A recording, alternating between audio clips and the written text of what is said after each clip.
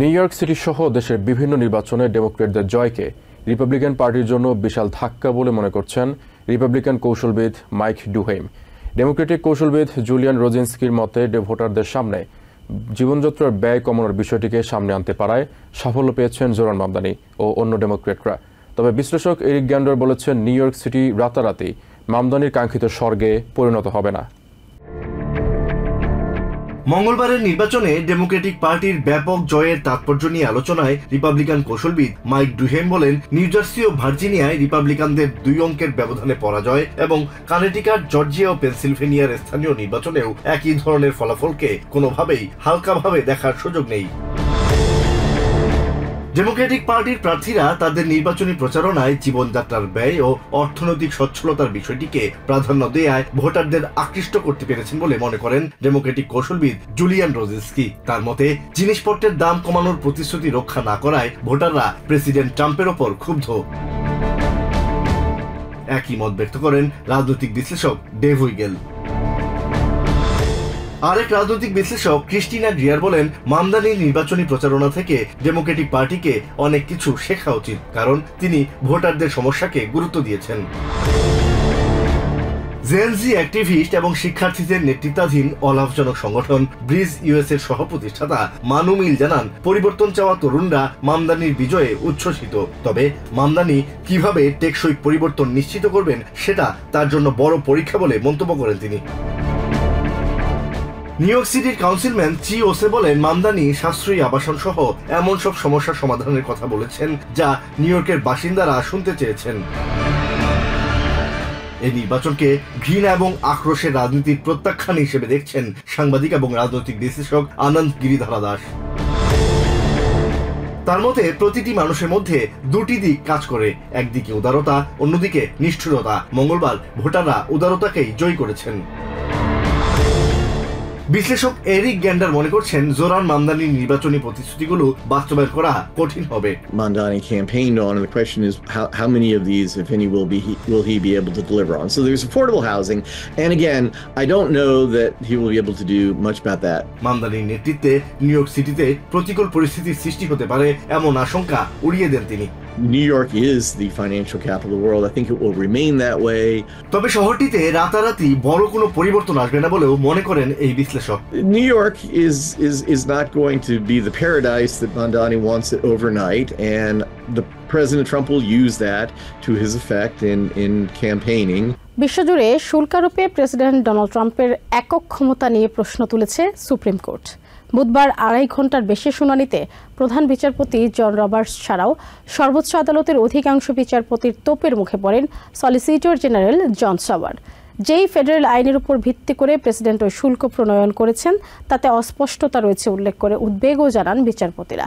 তারা প্রশ্ন তোলেন, আমদানি পণ্যে শুল্ক আরোপের নামে আমেরিকার জনগণের ওপর করের বোঝা চাপিয়ে দেওয়া হয়েছে কিনা। উদারপন্থী বিচারপতি সোরিয়া সোটোমায়ার বলেন, আন্তর্জাতিক অঙ্গনে শুল্ক ধার্য করার ক্ষমতা রয়েছে একমাত্র কংগ্রেসের, অন্য কারো নয়। দ্বিতীয় দফায় হোয়াইট হাউসে গিয়েই মেক্সিকো, কানাডা এবং চায়নার উপর ট্রাফিকিং ট্যারিফ আরোপ করেন প্রেসিডেন্ট ডোনাল্ড ট্রাম্প। এরপর গত 2 এপ্রিল তথাকথিত লিবারেশন ডেতে রিসিপ্রোকাল ট্যারিফের নামে বিশ্বজুড়েই শুল্ক ঝড় তোলেন তিনি। এর বিরুদ্ধে শুধু বিভিন্ন দেশ ক্ষোভ প্রকাশ করেনি, আদালতের দ্বারস্থ হয় অনেক স্টেট এবং নানা পর্যায়ের ব্যবসায়ীরা।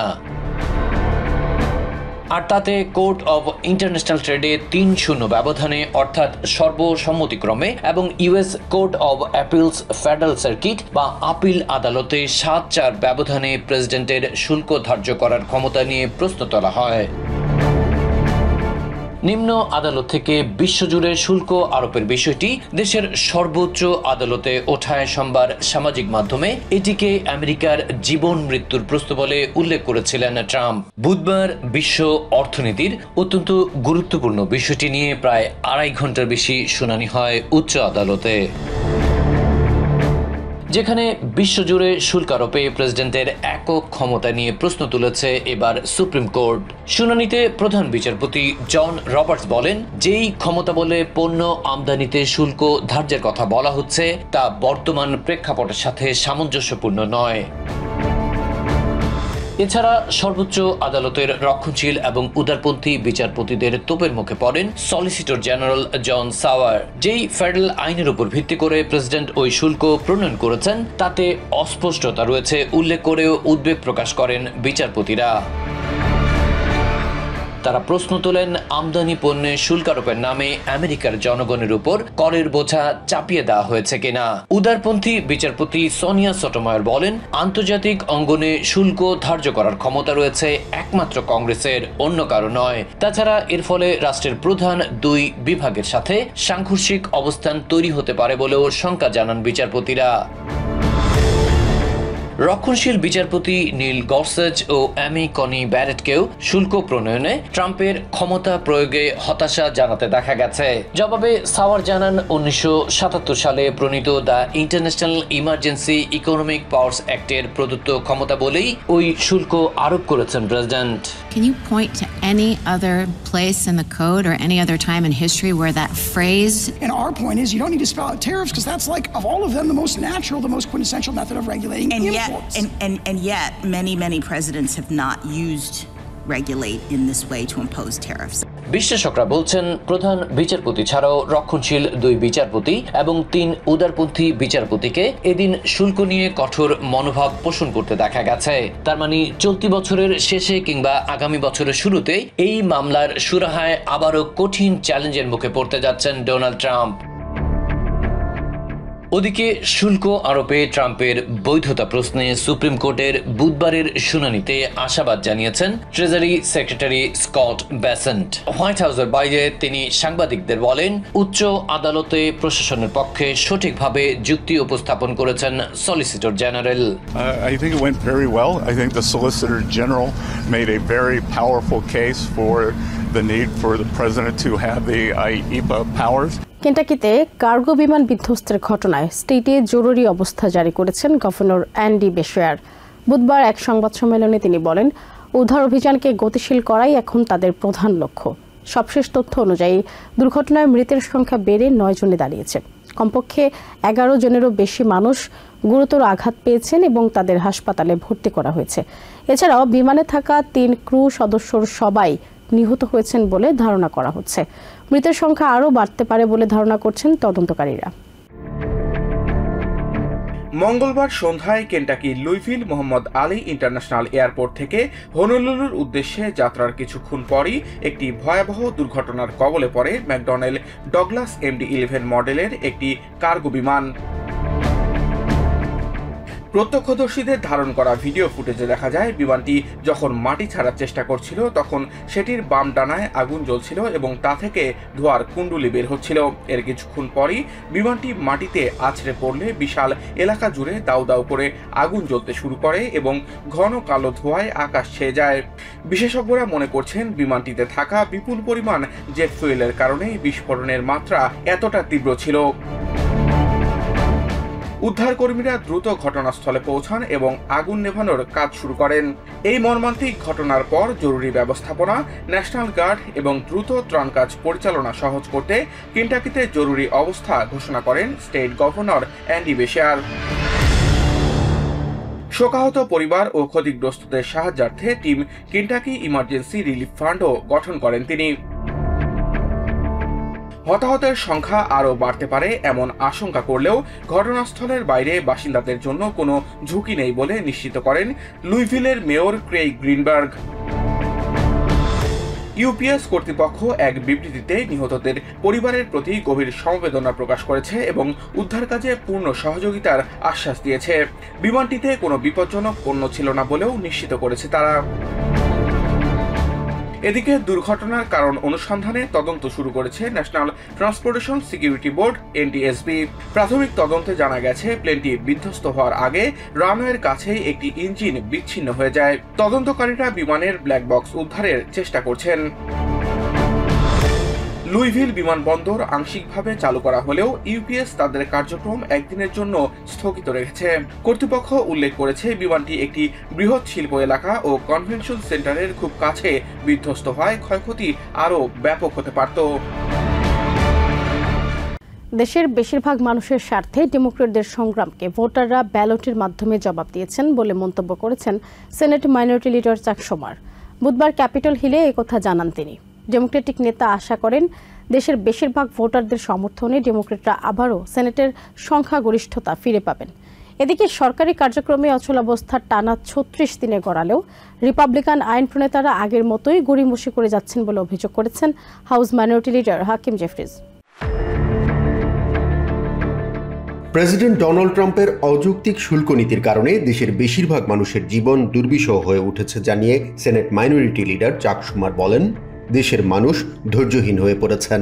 নিউ জার্সি, ভার্জিনিয়া, ক্যালিফোর্নিয়া এবং নিউ ইয়র্ক সিটির নির্বাচনে দেশের মানুষের ইচ্ছার প্রতিফলন দেখা গেছে জানিয়ে তিনি বলেন, ডেমোক্রেটদের সংগ্রামকে ব্যালটের মাধ্যমে অভিনন্দন জানাচ্ছেন ভোটাররা। শুমার আশা করেন দেশের বেশিরভাগ ভোটারদের সমর্থনে ডেমোক্রেটরা আবারও সেনেটের সংখ্যাগরিষ্ঠতা ফিরে পাবেন। দেশের মানুষের পক্ষে ডেমোক্রেটিক আইন প্রণেতারা লড়াই চালিয়ে গেলেও রিপাবলিকানরা প্রেসিডেন্ট ট্রাম্পের তোষামোদীতে ব্যস্ত সময় পার করছেন বলেও মন্তব্য করেন তিনি। ট্রাম্প ও তার অন্ধভক্ত রিপাবলিকান আইন প্রণেতারা সরকারের অচলাবস্থা দীর্ঘায়িত করার পরিণাম দেখতে পাচ্ছেন জানিয়ে শুমার বলেন, অচলাবস্থা নিরসনে ডেমোক্রেটদের সাথে বৈঠকে না বসলে আরও খারাপ পরিণতি দেখতে হবে। স্বাস্থ্যসেবা সংকট থেকে দেশের মানুষকে মুক্তি দিয়ে সরকারের ব্যয় বিল পাশে ডেমোক্রেটরা আলোচনায় বসতে প্রস্তুত বলেও জানান তিনি। এদিকে সরকারের অচলাবস্থা টানা ৩৬ দিনে গড়ালেও রিপাবলিকান আইন প্রণেতারা আগের মতোই গড়িমসি করে যাচ্ছেন বলে অভিযোগ করেছেন হাউস মাইনরিটি লিডার হাকিম জেফরিজ। দেশের মানুষের পক্ষে হাউস ডেমোক্রেটরা তাদের লড়াই চালিয়ে যাবেন প্রতিশ্রুতি দিয়ে তিনি বলেন, মানুষের কষ্টের কথা আমলেই আনছেন না ট্রাম্প ও তার সহযোগীরা। সেনেট মেজরিটি লিডার জন থুন এবং হাউস স্পিকার মাইক জনসনের সমালোচনা করে জেফরিজ বলেন, স্বাধীনভাবে সিদ্ধান্ত নেওয়ার সৎসাহস দেখাতে পারছেন না তারা। অচলাবস্থা নিরসনে প্রেসিডেন্ট ট্রাম্পের সাথে ডেমোক্রেটিক আইন প্রণেতারা বৈঠকে প্রস্তুত জানিয়ে তিনি বলেন, প্রেসিডেন্টের পক্ষ থেকে সংকট নিরসনে কোনো উদ্যোগ দেখছেন না তারা। এদিকে house minority whip Catherine Clark বলেছেন, প্রেসিডেন্ট ট্রাম্পের বিভ্রান্তিকর পরিকল্পনায় রিপাবলিকান সহকর্মীরা লজ্জাহীনভাবে সমর্থন দিয়ে যাচ্ছেন।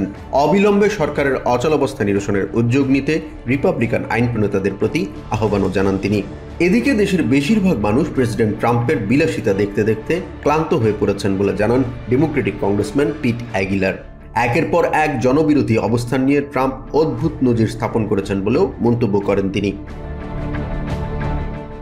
অবিলম্বে সরকার সচল করার উদ্যোগ নিতে রিপাবলিকান সেনেটরদের প্রতি আহ্বান জানিয়েছেন প্রেসিডেন্ট ডোনাল্ড ট্রাম্প। বুধবার হোয়াইট হাউসে রিপাবলিকান সেনেটরদের সঙ্গে এক অনুষ্ঠানে তিনি দাবি করেন, অচলাবস্থার কারণেই নির্বাচনে রিপাবলিকানদের পরাজয় হয়েছে। ইতিহাসের দীর্ঘতম টানা ৩৬ দিনের অচলাবস্থার পরিপ্রেক্ষিতে প্রেসিডেন্ট বলেন, সেনেটে ৬০ ভোটের বিধান থাকা ফিলিবাস্টার প্রক্রিয়া বাতিল করতে হবে। একই সাথে ডেমোক্রেটদের সমর্থন ছাড়াই বিল পাশের আহ্বান জানান তিনি। অচলাবস্থার জন্য তিনি বিশেষ করে সেনেট মাইনরিটি লিডার চাক শুমারকে দায়ী করেন। নিউ ইয়র্ক সিটির মেয়র এবং নিউ জার্সি ও ভার্জিনিয়ার গভর্নর পদ সহ মঙ্গলবার দেশজুড়ে অনুষ্ঠিত বিভিন্ন গুরুত্বপূর্ণ নির্বাচনে ডেমোক্রেটদের জয়ের পর বুধবার হোয়াইট হাউসে রিপাবলিকান সেনেটরদের সঙ্গে বৈঠক করেন প্রেসিডেন্ট ডোনাল্ড ট্রাম্প। বৈঠকের আগে সাংবাদিকদের উপস্থিতিতে সংক্ষিপ্ত বক্তব্য রাখেন তিনি। ট্রাম্প জানান, মঙ্গলবারের নির্বাচনে রিপাবলিকানদের পরাজয়ের পরিপ্রেক্ষিতে তাদের কি করা উচিত তা নিয়ে তারা আলোচনা করবেন। প্রেসিডেন্টের দাবি, পোলস্টাররা বলছেন নির্বাচনের ব্যালটে তার নাম থাকলে ফলাফল এমন হতো না। তিনি বলেন, সরকারের চলমান অচলাবস্থা ডেমোক্রেটরা সৃষ্টি করলেও এর জন্য তাদেরকে খুব বেশি দোষারোপ করা হচ্ছে না। ট্রাম্প আরও বলেন, উগ্রপন্থী ডেমোক্রেটরা সরকার সচল করার বিষয়ে কোনো আগ্রহ দেখাচ্ছেন না। তারা শিগগিরই তা করবেন বলেও মনে করেন না তিনি। তার ভাষ্যমতে, দেশ ধ্বংস হলেও ডেমোক্রেটরা পিছিয়ে আসবেন না। শাটডাউনের কারণে স্ন্যাপ সহায়তা কার্যক্রম ঝুঁকির মধ্যে পড়া, ফেডারেল কর্মীদের বেতন না পাওয়া এবং বিমান চলাচল ব্যাহত হওয়ার কথাও তুলে ধরেন তিনি। তাই এখন সেনেটের ফিলিবাস্টার প্রথা বাতিলের সময় এসেছে বলে মন্তব্য করেন ট্রাম্প। নির্বাচনকে স্বচ্ছ ও সুরক্ষিত করতে আরো অনেক বিল পাশের পরিকল্পনার কথাও বলেন তিনি। ট্রাম্প বলেন, ক্যালিফোর্নিয়ার গ্যাস স্টেশনেও পরিচয়পত্র লাগে, কিন্তু ভোট দিতে লাগে না। এসব কারণেই নতুন আইন প্রণয়নের জন্য ফিলিবাস্টার প্রথা তুলে নেওয়া জরুরি বলে মন্তব্য করেন তিনি। তা না হলে ডেমোক্রেটরা ক্ষমতায় এলে প্রথম দিনেই এই কাজটি করবে বলে সতর্ক করেন প্রেসিডেন্ট। প্রেসিডেন্ট ডোনাল্ড ট্রাম্পের দ্বিতীয় দফায় নির্বাচিত হওয়ার বছর পূর্তিতে ওয়াশিংটন ডিসিতে বিক্ষোভ করেছে হাজার হাজার মানুষ। বুধবার তারা বিক্ষোভ মিছিল নিয়ে বিভিন্ন সড়ক প্রদক্ষিণ করে। এ সময় তাদের হাতে ট্রাম্প বিরোধী নানা প্ল্যাকার্ড, ব্যানার এবং ফেস্টুন দেখা যায়। বিক্ষোভকারীরা বলেন ট্রাম্পকে ক্ষমতা থেকে সরে যেতে হবে, তার মতো অপরাধীকে রাষ্ট্রের প্রধান নির্বাহী পদে জায়গা দেয়া যায় না বলেও উল্লেখ করেন তারা। এদিকে ভার্জিনিয়ার প্রথম মুসলিম নারী লেফটেন্যান্ট গভর্নর গাজালা হাশমি বলেছেন, ট্রাম্পের অধিকাংশ নীতি জনদুর্ভোগ বাড়ানোর ফলে নির্বাচনে বিপুল জয় পেয়েছে ডেমোক্রেটরা। বুধবার পিবিএস নিউজ আওয়ারের সাথে সাক্ষাৎকারে তিনি জানান, বৈচিত্র্যপূর্ণ সংস্কৃতি সমুন্নত রাখতে কাজ করে যাবেন। 2024 সালের 5ই নভেম্বর অবিস্মরণীয় নির্বাচনী এক জয় পেয়ে দেশের 47তম প্রেসিডেন্ট হিসাবে নির্বাচিত হয়েছিলেন ডোনাল্ড ট্রাম্প। বলা যেতে পারে ট্রাম্পের একক জনপ্রিয়তার বলেই অভাবনীয় সেই জয় সম্ভব হয়েছিল। তবে বছর না ঘুরতেই ভীষণ এক তিক্ততার স্বাদ পেলেন ইতিহাস তৈরি করা সেই প্রেসিডেন্ট। মঙ্গলবারের নির্বাচনে ভার্জিনিয়ায় ডেমোক্রেটিক প্রার্থী অ্যাবিগেল স্প্যানবার্গার স্টেটের প্রথম নারী গভর্নর হিসেবে নির্বাচিত হয়েছেন। নিউ জার্সিতে মাইকি শেরিল, নিউ ইয়র্কের সিটি মেয়র পদে জোরান মামদানি এবং ক্যালিফোর্নিয়ার আসন পুনর্বিন্যাস প্রশ্নে গণভোটে নীল শিবিরের পক্ষে গেছে জনতার রায়। নিজের নাম ব্যালটে ছিল না বলেই রিপাবলিকানদের এই ভরাডুবি এমন দাবি করছেন ট্রাম্প। ট্রুথ সোশ্যালে এবং পরে ফক্স নিউজের সাথে সাক্ষাৎকারে তিনি বলেন, দেশের মানুষের জন্য অনেক কিছু করার পরও এই ধরনের পরাজয় অনাকাঙ্ক্ষিত। কিন্তু বিশ্লেষকরা বলছেন ভিন্ন কথা। তারা বলছেন, শুল্ক থেকে শুরু করে ট্রাম্পের বিভিন্ন অজনপ্রিয় নীতি লাল শিবিরের হার ত্বরান্বিত করেছে। একই ধরনের অভিমত দিয়েছেন ভার্জিনিয়ার প্রথম মুসলিম নারী lieutenant governor elect Ghazala Hashmi. বুধবার পিবিএস নিউজ আওয়ারের সাথে সাক্ষাৎকারে তিনি বলেছেন, ট্রাম্পের অধিকাংশ নীতি জনদুর্ভোগ বাড়ানোর ফলে মঙ্গলবারের নির্বাচনে বিপুল জয় পেয়েছে ডেমোক্রেটরা। এদিন বৈচিত্র্যময় আমেরিকার সংস্কৃতি সমুন্নত রাখতে কাজ করে যাবেন বলেও অঙ্গীকার করেন তিনি। সারা দেশে নীল শিবির যখন ভীষণ উজ্জীবিত, সে সময় ফিরে এলো ট্রাম্পের দ্বিতীয় দফায় নির্বাচিত হওয়ার বছর পূর্তি। কিন্তু সেটি ঠিকমতো উদযাপন করতে পারলেন না তিনি, বরং দলীয় নীতি নির্ধারকদের সাথে রুদ্ধদ্বার বৈঠক করে কোণঠাসা অবস্থা থেকে উদ্ধারের পথ খুঁজছেন।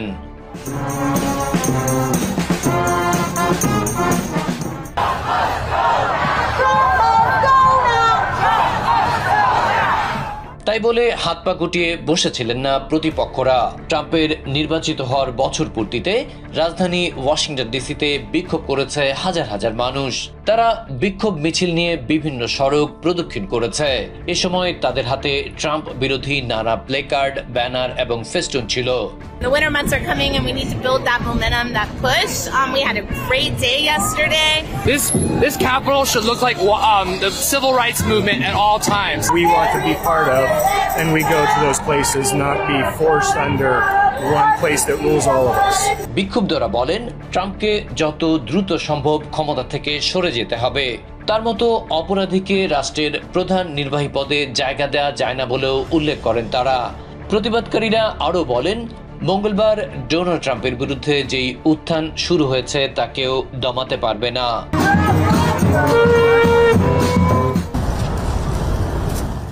মঙ্গলবার রাতে অবিস্মরণীয় এক জয় উদযাপনের পরদিন সকালেই কাজ শুরু করেছেন নিউ ইয়র্ক সিটির নতুন মেয়র জোরান মামদানি। 1 জানুয়ারি আনুষ্ঠানিকভাবে দায়িত্ব গ্রহণ করলেও আগের প্রশাসনের সাথে সমন্বয় করতে 5 সদস্যের ট্রানজিশন টিম ঘোষণা করেছেন তিনি।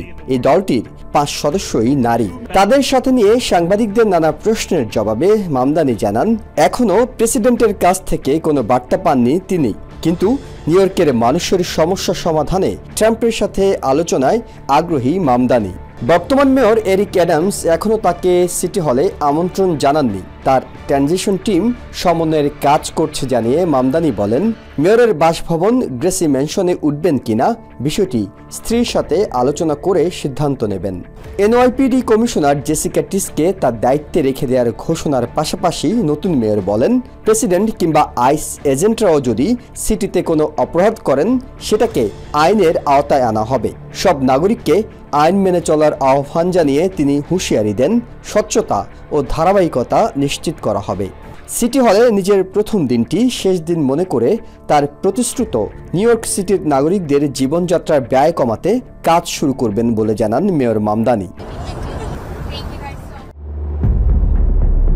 বুধবার ফ্লোরিডার মায়ামিতে আমেরিকা বিজনেস ফোরামে ভাষণ দেন প্রেসিডেন্ট ডোনাল্ড ট্রাম্প। শুরুতেই তিনি 2024 সালের নির্বাচনে নিজের ঐতিহাসিক বিজয়ের কথা স্মরণ করেন। একই সঙ্গে মঙ্গলবার অনুষ্ঠিত নিউ ইয়র্ক সিটির মেয়র নির্বাচনের কথাও উল্লেখ করেন। ট্রাম্প বলেন, বাইডেন প্রশাসনের ভুল নীতি দেশে খাদ্য, জ্বালানি সহ নিত্যপণ্যের দাম বাড়িয়েছিল। নিউ ইয়র্কেও এমনটি ঘটতে যাচ্ছে।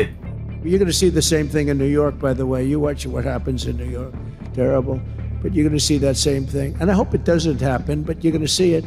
নিউ ইয়র্ক সিটির মেয়র নির্বাচনে ডেমোক্রেটিক প্রার্থী জোরান মামদানির জয়ের মাধ্যমে ডেমোক্রেটদের অভিপ্রায় প্রকাশ পায় বলে মন্তব্য করেন তিনি। To America, just look at the result of yesterday's election in New York, where their party installed a communist as the mayor of the largest city in the nation. আমেরিকায় কোনো সমাজতান্ত্রিককে নির্বাচিত হতে না দেওয়ার বিষয়ে নিজের আগের বক্তব্যের কথা স্মরণ করিয়ে দেন Trump. Remember, I've said we will never have a socialist elected to any post in our country. I used to say that, and I was right. We skipped socialist and we put in a communist instead. প্রতিপক্ষের বিষয়ে আবারও সবাইকে সতর্ক করেন তিনি। As I've warned for many years, our opponents are hell-bent on turning America into a communist Cuba or socialist Venezuela, and you see what happened to those places. কমিউনিস্টদের অত্যাচারে south Africa থেকে অনেকে আমেরিকায় পালিয়ে এসেছে বলেও জানান Trump. For generations, Miami has been a haven for those fleeing communist tyranny in South Africa. I mean, if you take a look at what's going on in parts of... এছাড়া বিশ্বের প্রধান অর্থনীতির দেশগুলোর জোট G20-তে সাউথ আফ্রিকার থাকা উচিত নয় বলেও মন্তব্য করেন president. You know, I'm not going to... We have a G20 meeting in South Africa. South Africa shouldn't even be in the Gs anymore because what's happened there is bad. I'm not going. I told him I'm not going. I'm not going to represent our country there. President Trump আরও বলেন, America বিশ্বের 1 নম্বর পারমাণবিক শক্তি, যা স্বীকার করতে তার খারাপ লাগে। Our nuclear, we're the #1 nuclear power, which I hate to admit because it's so horrible. It's such a horrible situation if it ever has to be used. Russia's second, China's a distant third, but they'll catch us within 4 or 5 years. They want to catch us and they'll be able to catch us and we'll... Trump জানান, Russia ও চায়নার সাথে পরমাণু নিরস্ত্রীকরণের পরিকল্পনা নিয়ে কাজ করতে পারেন তিনি। Maybe working on a plan to denuclearize the three of us, so we'll see if that works. But we have the strongest military anywhere in the world by far. We're